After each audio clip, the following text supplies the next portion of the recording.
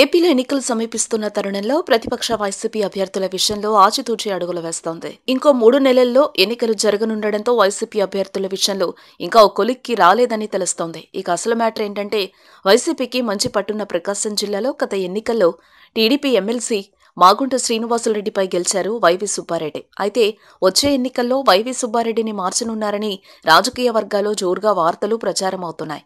అసలు మ్యాటర్ ఏంటంటే జగన్ సోదరి షర్మిల పొలిటికల్ ఎంట్రీ ఇవ్వనున్నారని, ఈ క్రమంలో ఆమెను లోక్సభ స్థానం నుండి బరిలోకి దించాలని భావిస్తున్నారని సమాచారం. అయితే ఒంగోలు పార్లమెంటు పరిధిలో వైసీపీకి మంచి పట్టుండడంతో షర్మిలను అక్కడి నుండి ఎన్నికల బరిలోకి దించితే బావుంటుందని, ప్రకాశంలో షర్మిలను పోటీ చేస్తే జిల్లా నేతలు సూచించారని తెలుస్తోంది.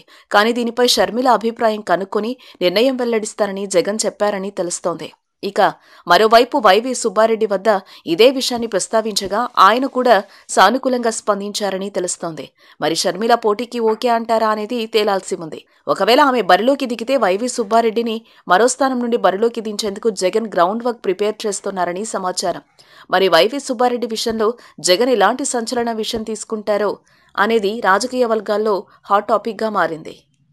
వార్తావాణి న్యూస్ ఛానల్ ఎప్పటికప్పుడు రాజకీయ, సినీ విశేషాలు, స్పోర్ట్స్ మరియు సాంకేతిక పరమైన మరెన్నో విషయాలను మన ముందుకు తెస్తుంది. మరింత సమాచారం కొరకు వార్తావాణి న్యూస్ ఛానల్ ని సబ్స్క్రైబ్ చేయండి.